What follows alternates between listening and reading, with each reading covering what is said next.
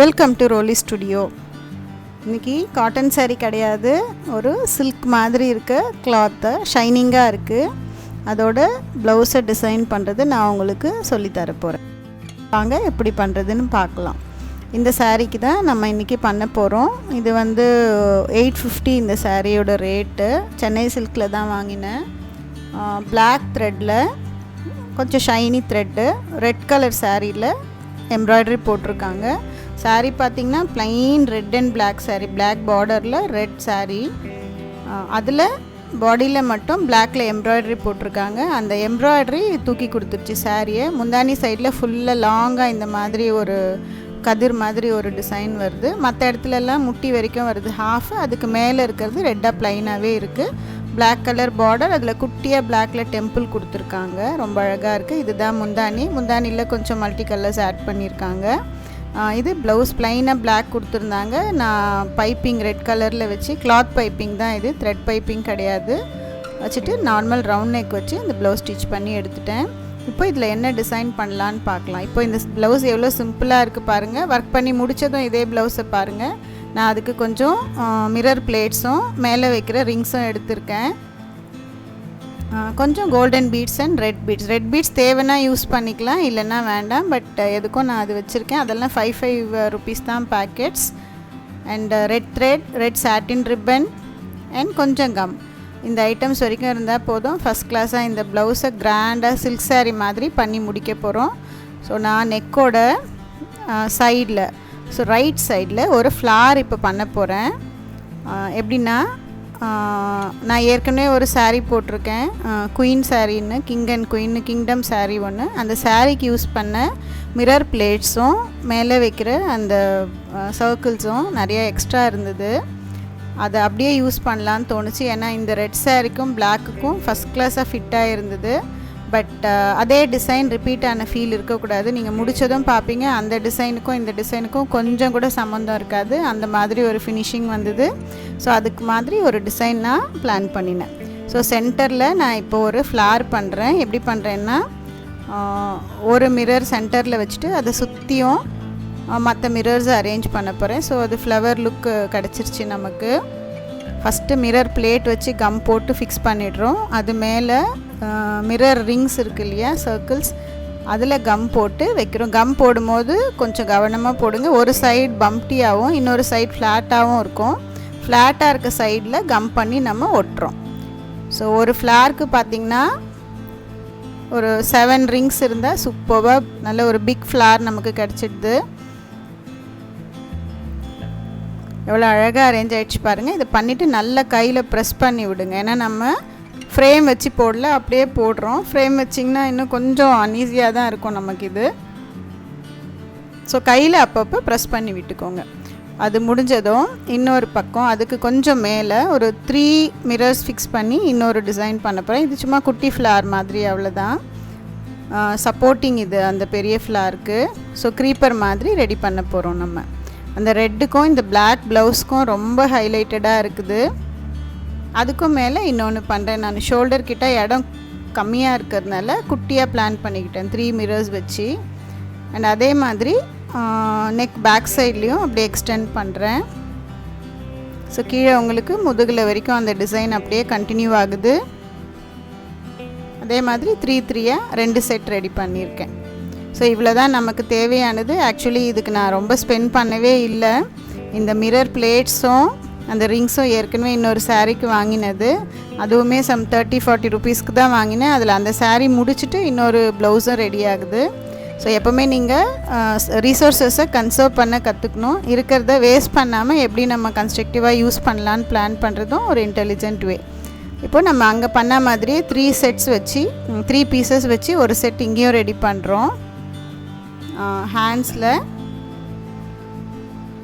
இது ரொம்ப ஈஸி. ஒரு 10 minutesல ஃபுல் ப்ளவுஸ்க்கு இப்போ நான் ஒட்டின வேலையே பண்ணிடலாம். இன்ஃபேக்ட் இது ரொம்ப எடிட் பண்ணாத வீடியோ. நான் ஃபுல்லாக அப்படியே ஒரே வீடியோவை எடுத்துகிட்டு ஒரு 2-3 places தான் கட் பண்ணேன். அவ்வளோ ஈஸியாக இருந்தது எடிட்டிங்கு இந்த வீடியோவோடது. ஏன்னா ஒர்க் அவ்வளோ சிம்பிள்.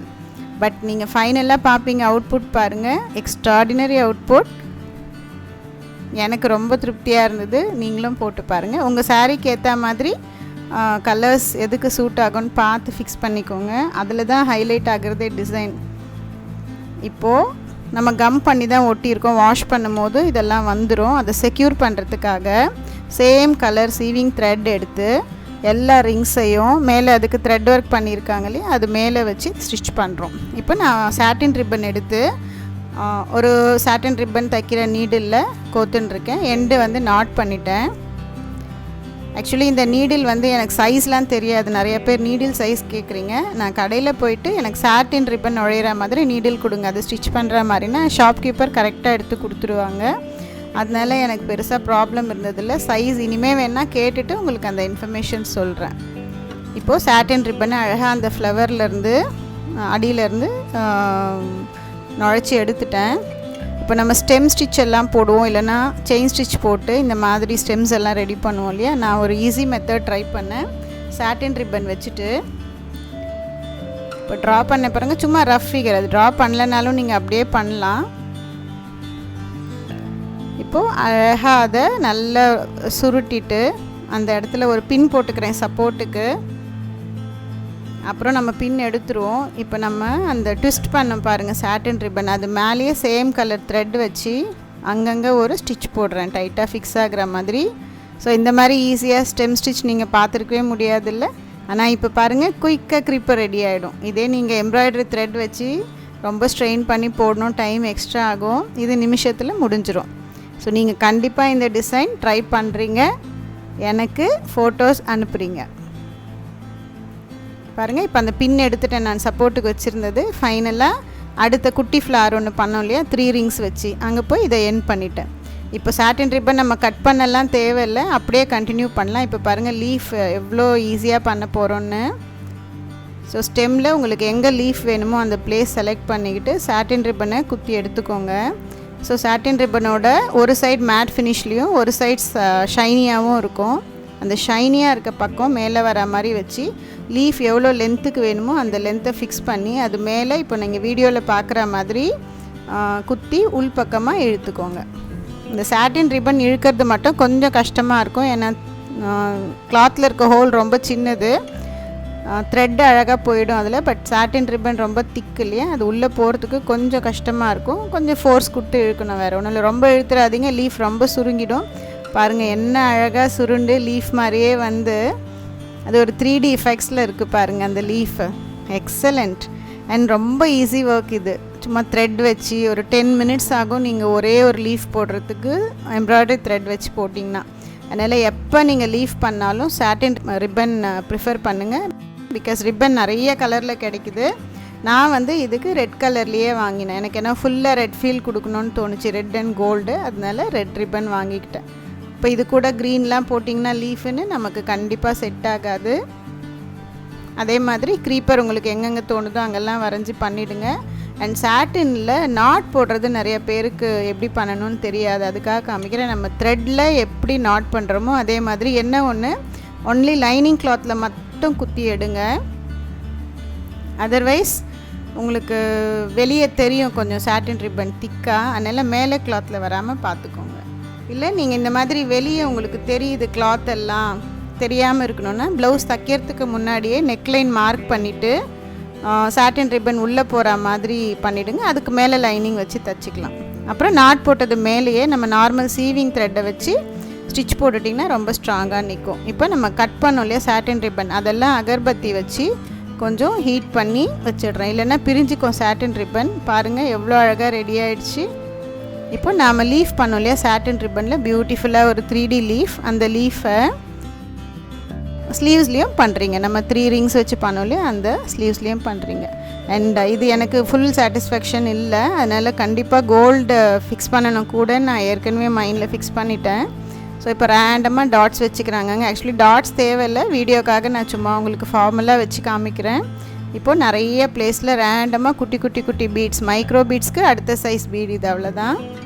இந்த சைஸ்லாம் வேறு என்ன பரவாயில்ல, நான் சொல்கிற மாதிரி அதே சைஸ் பீடு அதே மாதிரி தான் போடணும்னு இல்லை. க்ரீப்பரும் உங்களுக்கு எப்படி வரையணுமோ அந்த மாதிரி வரைஞ்சிக்கோங்க. இது ஜஸ்ட் அன் ஐடியா, அவ்வளோதான். இந்த மாதிரி பண்ணலாம் டிசைனுன்னு. லீவ்ஸ் எல்லாம் இன்னும் நீங்கள் நிறையா போடலாம், வெறும் லீவ்ஸ் வச்சே க்ரீப்பர் பண்ணலாம், அதுவும் அழகாக இருக்கும். இமேஜின் இந்த மிரர்லாம் இல்லாமல் ஃபுல்லாக கொடி மாதிரி வெறும் சாட்டின் ரிப்பன்லேயே லீஃப் பண்ணி ரவுண்ட் நெக்கு பண்ணிங்கனாலும் பியூட்டிஃபுல்லாக இருக்கும். எல்லா கலர்ஸ்லேயும் கிடைக்குது. நீங்கள் எந்த சாரியாக இருந்தாலும் சாட்டின் ரிப்பன் கடையில் போனீங்கன்னா கண்டிப்பாக கிடச்சிரும். பாருங்கள், நல்ல க்ரௌடடாக நல்ல டென்ஸாக கிட்ட அந்த பீட்ஸ் தைங்க. இதே மாதிரி ஃபுல் க்ரீப்பருக்கும் பண்ணிவிடுங்க, ஸ்லீவ்ஸ்க்கும் பண்ணிவிடுங்க. என்ன அழகாக இருக்குது பாருங்கள், ஸ்லீவ்ஸ் ஜொலிக்குது அப்படியே, பியூட்டிஃபுல். வாவ், 2 கண் நிஜமாகவே 10ல். டைட்டில் ரொம்ப கரெக்டாக இருக்குது இதுக்கு. பாருங்கள், நான் இதை திருப்பி பார்த்துக்கிட்டே இருந்தேன் ஃபினிஷ் பண்ணிவிட்டு. அந்த பீட்ஸோட ரெட் கலர் த்ரெட் வர்றது இன்னும் அழகாக இருக்குது. நீங்களும் இதே மாதிரி ட்ரை பண்ணுங்கள். ஹாப்பியாக இருங்க. தேங்க்ஸ் ஃபார் வாட்சிங் மை வீடியோஸ். பை.